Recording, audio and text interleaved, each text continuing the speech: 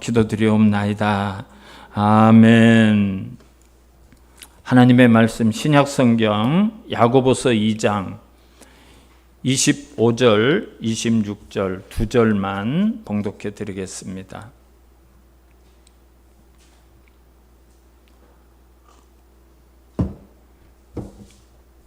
다 찾으신 줄 알고 봉독해 드립니다. 또 이와 같이 기생 라합이 사자들을 접대하여 다른 길로 나가게 할 때에 행함으로 의롭다 하심을 받은 것이 아니냐. 영혼 없는 몸이 죽은 것 같이 행함이 없는 믿음은 죽은 것이니라. 아멘. 할렐루야. 세월이 참 빠르죠. 내일이 광복 77주년이 되는 해입니다. 우리가 일제에 있을 때 우리 실력으로, 우리 능력으로, 우리가 어떤 방법으로 해방을 가진 게 아니죠. 하나님께서 우리에게 해방을 허락해 주셨습니다.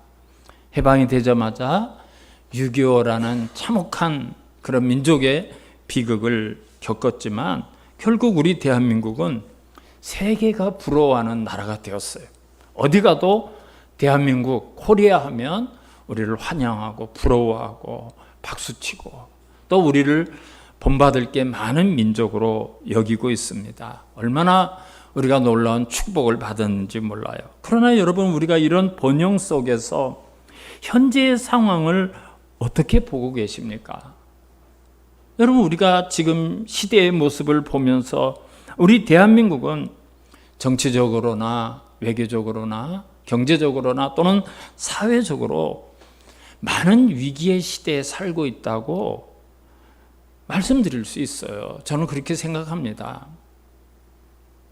아마 여러분들도, 우리 성도님들도 제가 구체적으로 예를 들어서 말씀드리지 않더라도 우리가 참 어려운 시대를 살고 있다. 너무나 많은 국내외적인 문제가 많다. 이런 위기가 있다고 동의하실 것입니다. 오늘은 본문 말씀을 통해서 이런 국가적인 문제 앞에서 우리 그리스도인이 진정으로 나라를 사랑한다면 어떻게 살아야 될 것인가? 우리 국가를 사랑하는 마음으로 우리가 성도로서, 그리스도인으로서 어떤 자세와 또 어떤 방법으로 살아야 될 것인가? 본문을 중심으로 함께 생각해 보자고 하려고 합니다. 오늘 이제 본문은 사실 여호수아서 2장에 나오는 내용을 배경으로 하고 있기 때문에 이제 오늘 본문을 보면서 여호수아 2장도 함께 살펴볼 겁니다. 이스라엘이 드디어 40년 동안의 방황을 마치고 광야 생활을 마치고 가나안으로 들어가게 되었어요. 시딤이라는 곳에 도착을 했어요. 가나안의 첫 번째 관문이 여리고성이에요. 여러분, 이 여리고성은 그냥 뭐 파주, 일산, 김포 이런 도시와 성이 아니에요. 지금으로부터, 그러니까 이 가나안에 이스라엘 백성이 들어가기 전 3000년 전부터 세계에서 가장 오래된 도시요 성이 바로 여리고성입니다. 여리고성이에요. 그러니까 벌써 이스라엘 백성이 거기 들어가기 전에 3000년 전부터 그 성이 있었어요. 여리고성이 얼마나 든든하고 견고한 성인지 우리가 짐작을 할 수 있습니다. 이제 그곳으로 진군을 하기에 앞서서 여호수아가 2명의 정탐꾼을 뽑아서 가서 여리고의 상황을 살피고 와라 들여보내립니다. 근데 여러분, 가나안에 정탐꾼이 들어가는 것은 지금이 처음이 아니에요. 그죠? 약 40년 전에, 정확히는 38년 전에 모세가 지도자로 있을 때 12명의 정탐꾼을 뽑아서 가나안으로 보낸 사건이 있었어요. 그러나 그때는 정탐꾼을 왜 가나안에 보냈는가 하면 하나님의 말씀을 못 믿었기 때문이에요. 자, 가나안에 도착했어요. 가나안에 약속의 땅에 도착했어요. 들어가면 되는 거예요. 너희들이 싸우는 것이 아니라 내가 준다 그랬어요. 들어가면 돼요. 근데 안 들어가죠? 안 들어가요. 가나안을 좀 봐야 될 거 아닙니까? 누가 어디로 들어가야 될지, 산지가 어떻게 생겼는지, 성읍이 어떤지, 사람이 어떤지, 우리가 이길 수 있는지 봐야죠. 안 들어가는 거예요. 그래서 모세가 각 지파에서 한 명씩 12명의 정탐꾼을 들이보내요. 가데스 바네아에서 들이보내서 40일 동안을 가나안을 정탐하고 돌아왔어요. 그런데 12명이 돌아와서 보고를 하는데 공통적인 보고를 해요. 야, 정말 그 땅은 하나님이 말씀하신 땅이 많습니다. 젖과 꿀이 흐르는 땅입니다. 이 포도를 보십시오. 이 과일을 보십시오. 과일을 가지고 보고를 했어요. 근데 그 중에서 10명이 성경을 보면 정확하게 그러나 그래요.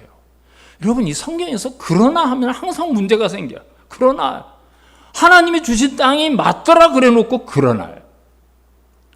그 땅 거민은 강하고 성읍은 견고하고 거기는 안악자손 거인이 있고 거기 비교하면 우리 메뚜기다. 우리 다 죽었다.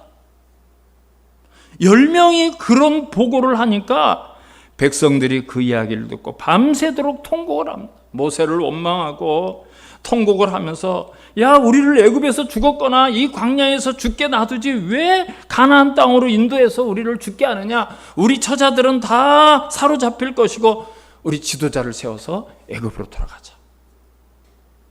10명의 보고를 듣고 백성들이 그런 결정을 내려요. 근데 그 12명 중에 2명 여호수아와 갈렙은 전혀 다른 이야기를 해요. 그들을 두려워하지 맙시다.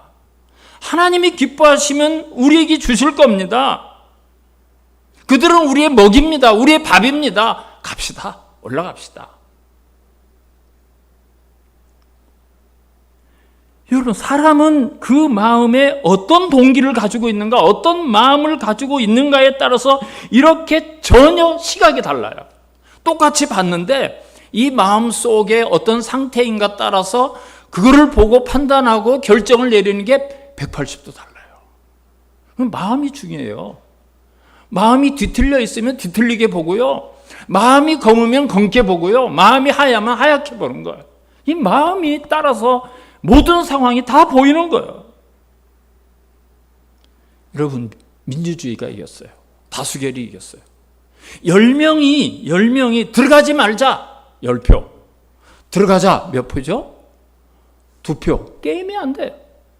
다수결에 의해서, 민주주의에 의해서 표대결로 이겼어요. 들어가지 말자. 그게 결정이 났어요. 여러분, 우리가 이걸 아셔야 돼요. 영적인 공동체는 뭐 숫자로 하는 거 아니에요. 민주주의로 하는 거 아니에요. 여론으로 하는 게 아니에요. 영적인 공동체는 언제나 민주적인 합의 절차도 필요하지만 독재를 하자는 것도 아니지만 그것이 절대적인 원칙과 원리가 돼서는 안 돼요. 하나님이 뭘 말씀하셨나? 하나님이 우리에게 지금 무슨 말씀을 주셨는가? 언제나 그걸 찾을 수 있어야 돼요. 인류의 역사를 한번 생각해 보시기 바랍니다. 다수의 의견이 옳았습니까? 다수의 의견이 늘 진리던가요? 역사까지 갈 것도 없어요. 최근에 우리나라의 정치나 사회에 일어나는 일들을 보세요. 언제나 다수의 사람들이 선택한 결과가 옳던가요? 옳았습니까? 그게 진리였나요? 대통령을 선출하고 국회의원을 선출하고 어떤 투표의 결과가 옳던가요? 그렇지 않죠. 얼마나 우리를 분노하게 하고 얼마나 우리를 실망시키고 돼서는 안 될 일들이 다수결에 의해서 사람이 선택되고 결정되고 일이 진행되는 것을 우리가 봅니다.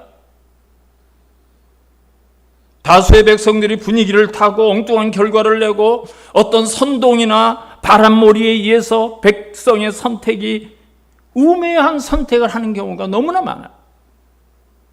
분별력도 없이 부안해동할 때가 많아요. 남이 하니까 막 따라가는 경우도 많아요. 예수님이 빌라도 법정에 세워졌어요. 빌라도가 여러분 시시한 사람이 아닙니다. 로마의 총독 정도 되려면 정말 정치적인 식견과 올바른 판단력이 있는 사람.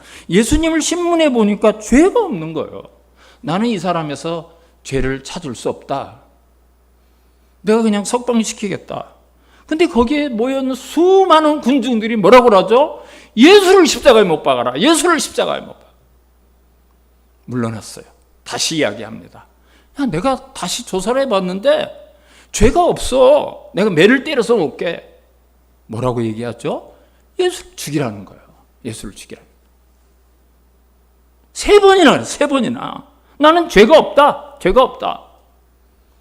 그곳에 모인 모든 사람들의 결론, 모든 사람들의 의견, 모든 사람들의 그곳에 모였던 함성은 죽이라는, 십자가에 못 박여 죽이자는 거예요. 그게 옳았나요? 아니지 않습니까? 가나안에 선 백성들도 마찬가지였어요. 10명의 소리가 이겼어요. 그 악영향은 고스란히 자기들에게 돌아왔어요. 자기들에게. 하루에 1년씩 40일 동안 정탐한 그 세월을 40년으로 계산해서 정말 쓸데없는 세월, 그 방황의 세월, 광야를 40년 동안이나 이리저리 헤매고 다녀요. 헤매고 다녀요. 그런데 이번에 여호수아가 이제 가나안의 첫 번째 성 여리고 성 앞에서 정탐꾼 2명을 들여보내요. 그러나 여러분, 이번에는 불신이 있어서, 야, 하나님 말씀을 못 믿어서, 정말 우리가 정말 두려워서 그렇게 정탐꾼을 보낸 게 아니라 동기가 달라요. 동기가. 여호수아는 가나안 점령이라는 확신과 하나님이 함께 하신다는 믿음의 약속을 붙들고 이 백성들에게 가나안에서 어떤 일이 일어나는가, 우리가 들어갈 가나안에서는 하나님이 우리 앞서 한 발 앞서 가셔서 무엇을 하고 계시는가, 그거를 확인하려는 거예요. 그걸로. 그래서 여리고성에 2명의 정탐꾼이 들어갑니다. 자, 여호수아서 2장 1절을 한번 보겠습니다. 여호수아서 2장 1절. 눈의 아들 여호수아가 시딤에서 2사람을 정탐꾼으로 보내며 이르되 가서 그 땅과 여리고를 엿보라 하며 그들이 가서 라합이라 하는 기생의 집에 들어가 거기서 유숙하더니 그랬어요. 여러분, 해필 들어가는 게, 이 정탐꾼이 해필 들어간 게 몸을 팔아가지고 생계를 유지하는 그런 정말 처절한 여인의 집에 들어가게 돼요. 왜 그럴까요? 여러분, 그때는 그런 데밖에 잘 데가 없었어요. 지금처럼 뭐 호텔이 있고 뭐 리조트가 있고 민박집이 있고 그런 게 아니거든요. 거기서 자는 거예요. 거기서 여행 됐거든 거기서 자는 거예요. 할 수 없이 거기 들어가야 돼요. 근데 여러분, 우리 그리스도인들이 이 세상을 살아가면서 어떤 사소한 만남, 어떤 만남 하나가 그냥 우연히 일어난다고 보시면 안 돼요. 여러분, 그걸 뭐 우연히 들어가 보다니까 거기 들어갔다 이렇게 생각하지 마세요. 하나님의 뜻이 있어요. 어느 날 예수님이 내가 사마리아로 가겠다 이랬어요. 여러분, 사마리아는 유대인들이 절대 안 가는데요. 거기는 인간 취급도 안 해요. 거기는 아수르가 점령을 해가지고 막 이방 혼합을 해가지고 사람 취급도 안 하고 개돼지 취급을 합니다. 근데 예수님이 거기로 가겠대요. 근데 그곳에서 남편을 5 두고 지금 있는 사람도 남편이 아닌 정말 기가 막힌 운명을 가진 여인이 낮에 물들어 못 와서 모든 사람이 낮잠을 자는 그 시간에 물들어 왔다 예수를 만났죠. 이 물을 마시는 자는 목마르거니와 내가 주는 물을 마시는 자는 영원히 목마르지 아니하리라. 예수님 말씀을 듣고 예수를 믿고 구원을 받습니다. 여러분, 예수님이 왜 사마리아로 가죠? 그 여인을 구원하기 위해서, 거기를 가시는 거예요.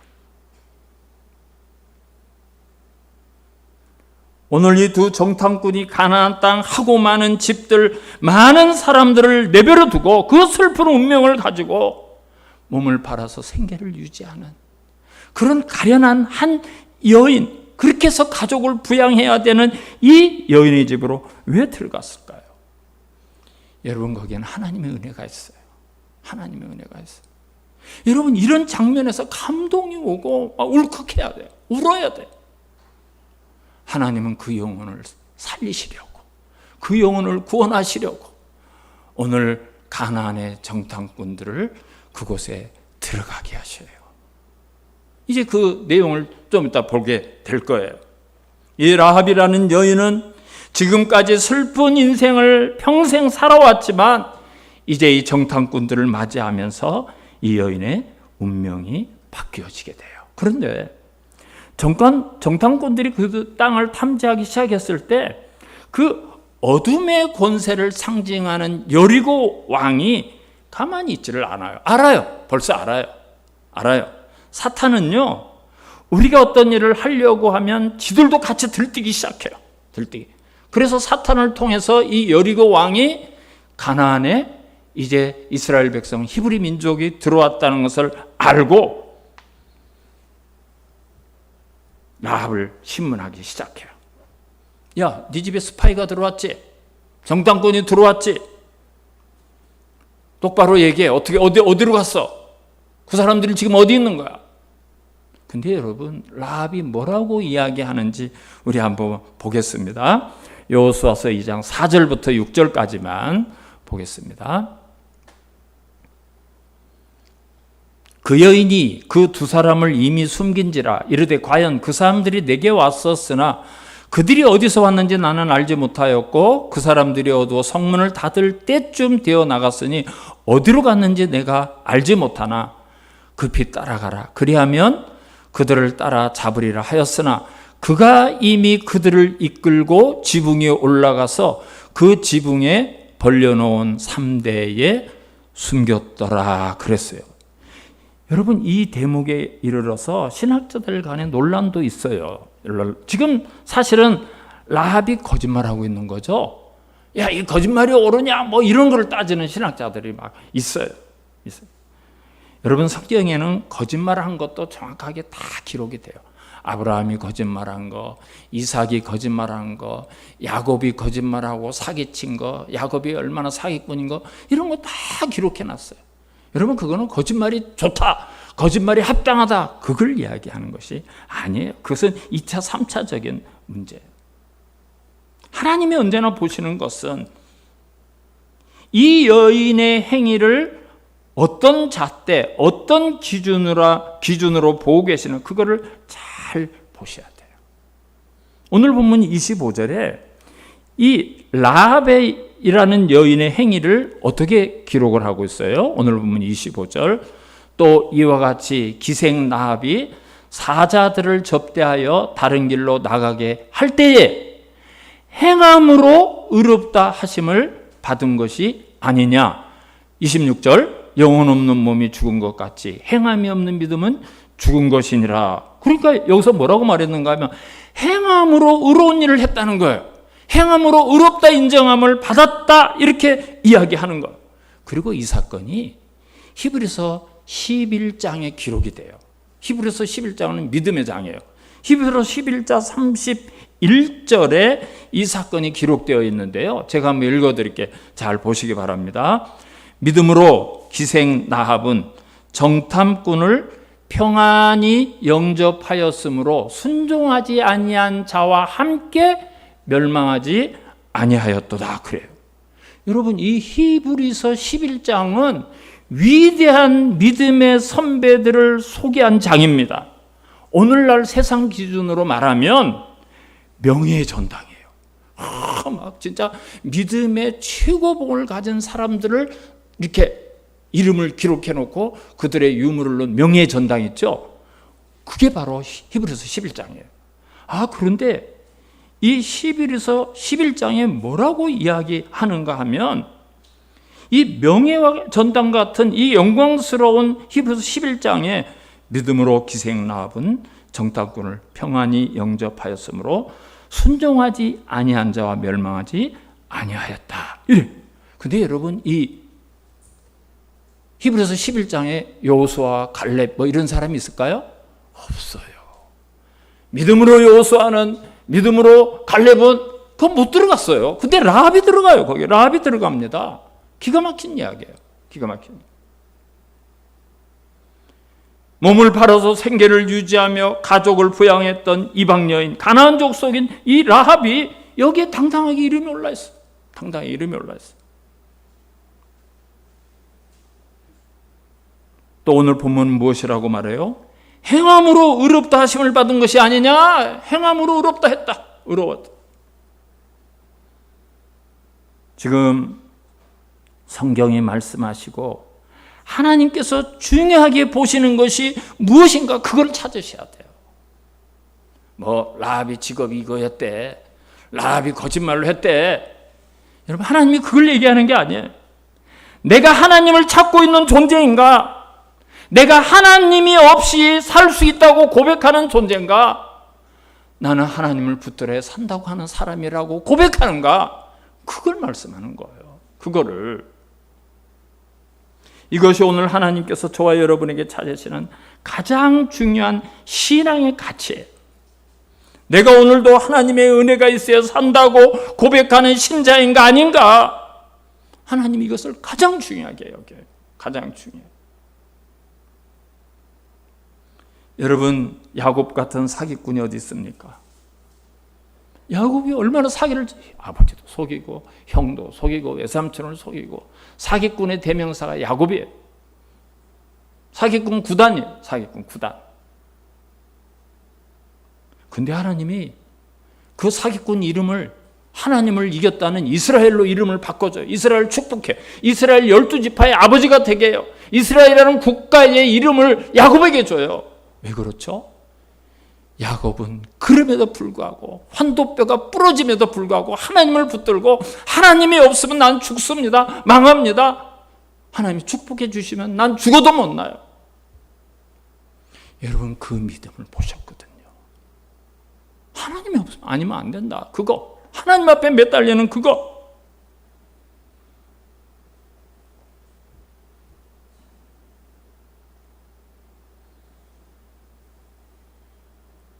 그래서 믿음으로 기생 라합은 두 정탐꾼을 영접하여 순종하지 아니한 자와 멸망을 받지 않았다. 성경은 그렇게 기록하고 있어요. 그러면 여러분, 우리가 여기서 의문을 하나 풀고 가야 돼요. 아니, 어떻게 된 일인가 이게? 어떻게 라합이 이 신비스러운 믿음이 생겼을까? 이상하지 않아요? 그 사람 우리 자유롭게 다닌 일도 없더라고요. 저한테 성경 공부한 일도 없어요. 이스라엘 백성과 함께 산 일도 없어요. 혹시 우리 성도님들 가운데 라합을 만나서 차 한잔하면서 예수를 믿어야 된다고 권면하신 분이 있는지 모르겠지만 제가 알기로는 그런 분이 없는 줄 알고 있어요. 아무리 생각해도 없는 것 같아요.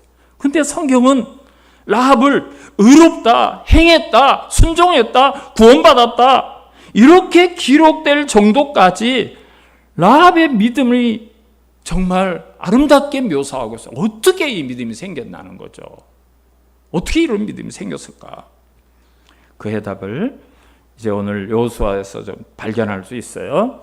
자, 여호수아서 2장 8절과 9절을 보겠습니다. 8절. 여호수아 2장 8절.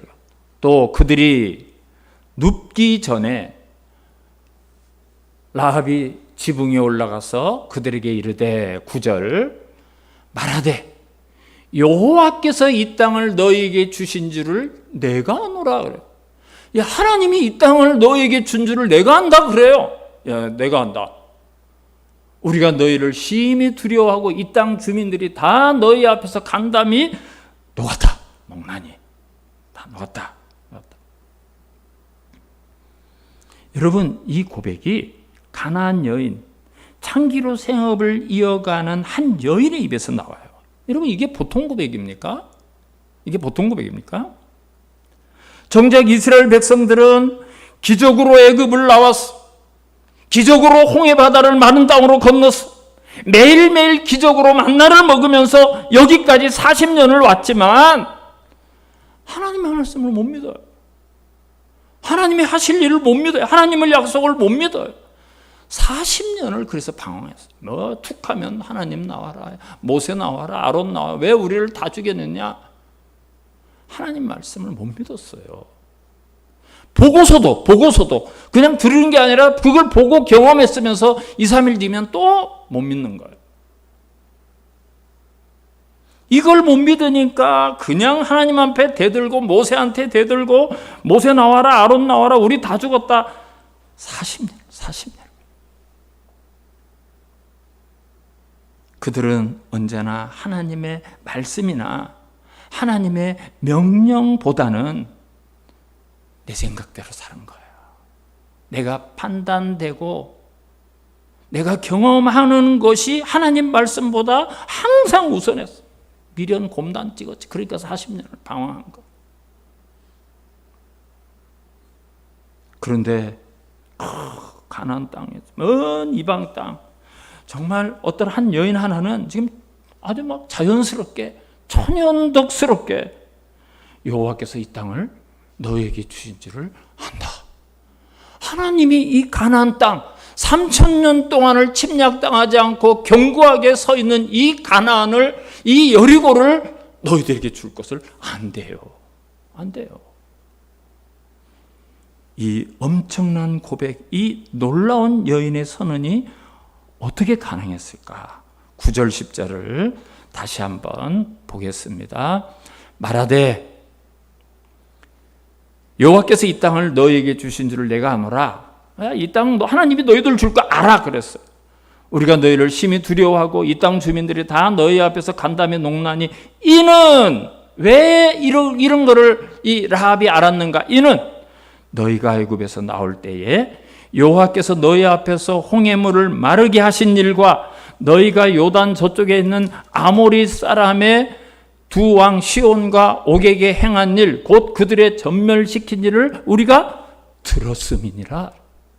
여러분, 가나안의 이 라합이라는 여인은 그 얘기를 들어서 알았어요. 들어서.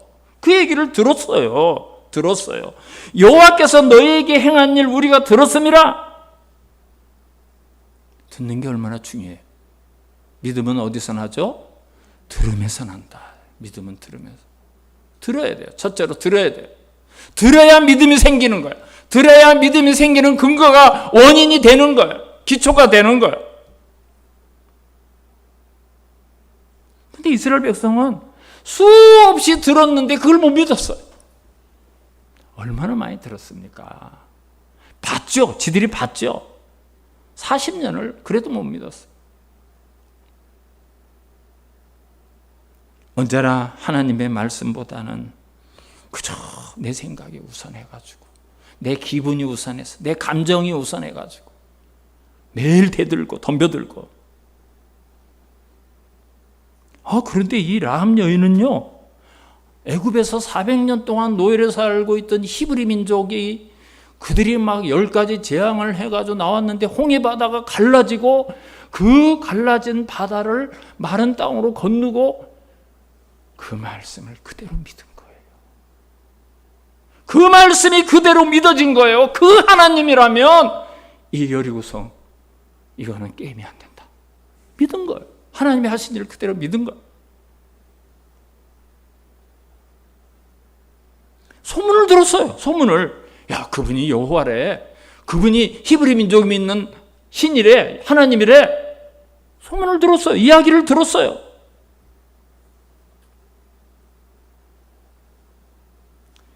이 라합의 이야기를 듣고 있던 두 명의 정탐꾼들이 서로 얼굴을 쳐다봐. 야, 이게 어떻게 됐냐? 우리는 40년 동안을 그렇게 기적 속에서 살면서 그렇게 말을 못 믿었는데, 아니 이 여인은 그 소문을 그대로 믿고 오늘 그 믿음을 고백. 그래서 그 두 사람이 일어나서 노래를 부르기 시작해. 참 난 바보처럼 살았군요. 바보처럼. 제 생각에 둘이 그 노래를 불렀을 것 같아요. 그들이 얼마나 바보처럼 살았는가. 얼마나 바보처럼 살았는가. 그리고 이 여인이 뭐라고 고백해요? 이 땅을 너에게 주실 것을 내가 안다 그래요. 이 땅을 틀림없이 하나님이 이 히브리 민족에게 줄 것을 내가 안다. 이 얼마나 놀라운 믿음입니까? 얼마나 놀라운 믿음입니까? 11절을 다시 볼까요? 11절. 히브리서, 여호수아서 2장 11절. 우리가 듣자 곧 마음이 녹았고 너희로 말미암아 사람이 정신을 잃었나니 너희의 하나님 여호와는 위로는 하늘에서도 아래로는 땅에서도 하나님이시니라. 여러분, 믿음을 가져도 이런 믿음을 가져야 돼요.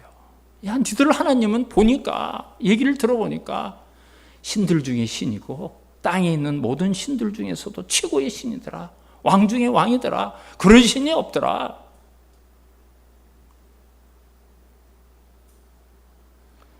사랑하는 성도 여러분, 하나님에 대한 소식을 듣고 알게 되었어요. 하나님을 알게.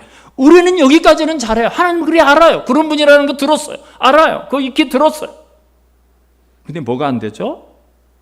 라합은 자기 인생을, 자기 가족의 모든 인생을 하나님의 투자에 걸어 죽이는 거예요. 이거 여리고의 왕이 알면 바로 죽이는 거예요. 근데 하나님 앞에 겁니다. 이런 하나님이라면, 내가 들은 여호와 하나님, 이스라엘 민족을 애굽에서 구원해서 40년 동안 광야를 인도한 이런 하나님이라면 우리를 못 살리겠나? 나는 거기에 내 인생을 걸 만한 가치가 있다. 그만한, 내가 그 하나님 앞에 내 모든 삶을 맡길 만한 진리가 그 안에 있다. 그렇게 생각한 거예요. 그렇게 믿은 거예요. 신앙의 결단을 내린 거예요. 들은 말씀을 순수하게 믿은 거예요. 여러분, 그거는 틀리면 일가족이 몰살합니다. 3대가 몰살하는 거예요. 그 가족이 다 죽는 거야. 이거 보통 신앙의 결단이 아니에요. 그러나 라합은 입에 발린 신앙이 아니에요. 우리처럼 아는 척하고 들은 척하고 지금처럼 사는 것처럼 그런 신앙이 아니라 진실로 고백된 신앙. 진실로 고백된 신앙. 자기가 믿고 고백한 대로 그는 자기의 전 존재를 걸 줄 알았던 신앙이었어요. 목숨을 건 신앙. 이 신앙을 야고보 사도는 오늘 본문 속에서 행함이 있는 믿음이었다 그래요. 100번 가지면 못해요. 신앙을 아무리 가져도 그것이 행하지 못하면 그건 죽은 믿음이에요. 죽은 믿음이에요. 근데 라합은 그대로 행해요. 들은 이야기를 그대로 행해요. 그래서 야고보가 라합에 대해서 정의를 그렇게 내렸어요. 행함이 있는 믿음이었다. 행함이 있는 믿음이었다. 여러분, 이 라합이 들었던 여호와에 대한 소문은 라합 혼자만 들은 게 아니에요. 정보 소식통을 통해서 왕도 들었고요, 정치가도 들었고요, 군사들도 들었고요, 백성들이 다 들었어요. 그 문을 딱 걸어 잠그고 안 여는 거예요. 라합이 뭐라죠? 우리가 들었다 그러잖아요. 우리 다 들었다. 그 이야기 다 들었다. 그러나 그 수많은 사람들 가운데 단 한 사람 기생 라합만이 그 말씀을 믿었어요. 그대로 순수하게 믿었어요. 그리고 인생의 결정의 순간이 왔을 때 라합은 전 인생을 겁니다. 우리 가족의 인생까지 다 거기다 겁니다. 그렇기 때문에 라합과 가족이 구원을 받고 위대한 믿음의 반열에 오르는 거예요. 위대한 믿음의 반열에 오르는 거예요. 사랑하는 성도 여러분, 이와 같이 온전한 신앙의 열매를 드러낸 내 전 운명과 내 인생을 건 여인에게 하나님은 어떻게 축복하셨을까요? 어떻게 갚아주셨을까요? 결론만 볼까요? 마태복음 1장 5절과 6절을 한번 보겠습니다. 마태복음 1장 5절과 6절. 우리 같이 읽을까요? 시작. 살몬은 라합에게서 보아스를 낳고, 보아스는 룻에게서 오벳을 낳고, 오벳은 이새를 낳고, 이새는 다윗 왕을 낳으니라. 아멘. 여기까지. 누가 됐죠? 이 라합이 어떤 사람이 됐죠? 다윗 왕의 할머니가 됐어요. 예수 그리스도의 족보 속에 들어가요. 그 혈통을 통해서 그리스도가 오셔요. 다윗의 할머니예요. 다윗의 할머니. 하나님이 갚아주시는 거죠. 여러분, 예수님의 족복 속에 라합이 들어가요. 다윗 왕의 시조가 돼요. 예수 그리스도의 육신의 시조가 돼요. 이방 여인 기생 라합의 믿음을 하나님은 기억하시. 하나님은 그걸 외면하지 않으셨어요. 축복하셨어요. 이렇게 축복하셨어요. 갚아주셨어요. 이게 산 믿음의 열매예요. 죽은 믿음과 산 믿음의 차이예요. 왜 우리 대한민국에 장로가 대통령이 되고 장로가 국회의장이 되고 집사가 되고 대법관이 장로고 집사고 권사고 기업의 회장이 장로님이고 집사님이고 권사님인데 왜 나라가 변하지 않죠? 왜 부패와 타락이 교묘해지죠? 여전히 같은 일이 왜 자꾸 반복되죠? 왜 우리 정치가 변하지 않고 사회가 변하지 않고 경제가 변하지 않고 왜 위기라고 우리가 말할 수밖에 없을까요? 그 답이 오늘 26절에 있어요. 26절. 영혼 없는 몸이 죽은 것 같이 행함이 없는 믿음은 죽은 것이기 때문에 죽었으니까 능력이 나타나지 않는 거예요. 죽었는데 뭘 해요? 숨도 못 쉬는데. 그 사람들 말씀은 매일 들어요. 우리도 매일 배워요. 내가 잘한다고 말합니다. 근데 그걸로 끝나요. 거기까지요. 거기. 그 다음이 없어요. 말씀을 들으면 뭐예요? 그걸로 끝나는데. 그 속에 살아가는 한 명의 그리스도인이, 하나의 그리스도인이 마치 가나안 앞에 선 이스라엘 백성들처럼 하나님의 말씀을 안 믿는 거예요. 아, 그랬어? 그럼 끝나. 말씀은 나에게 아무런 영향을 못 겠지.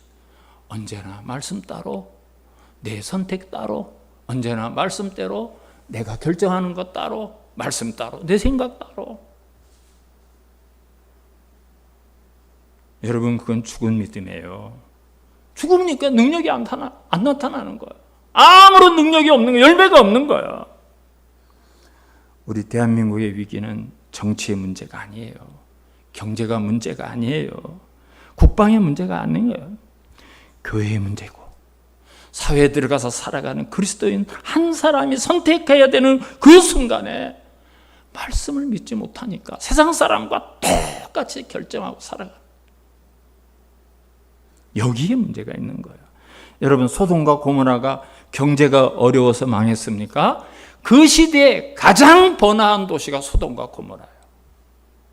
근데 없애버리잖아, 하나님이.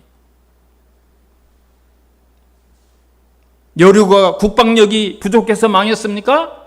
3,000년 동안을 지키고 견고하게 서 있던 성이 여리고 성이에요.